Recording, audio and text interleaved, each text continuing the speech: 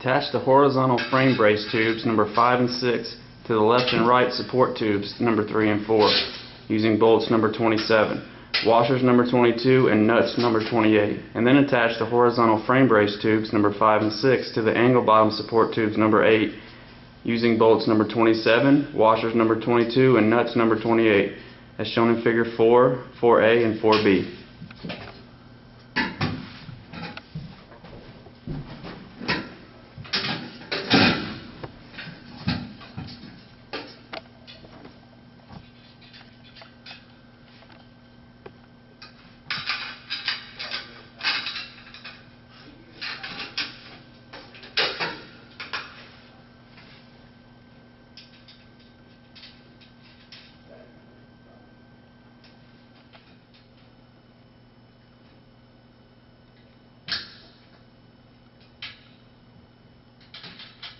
Attach the angle support tubes number 7 and 8 to the vertical support mounting tube number 2 using bolt 24, washers 22, and nut 28 as shown in figure 4C.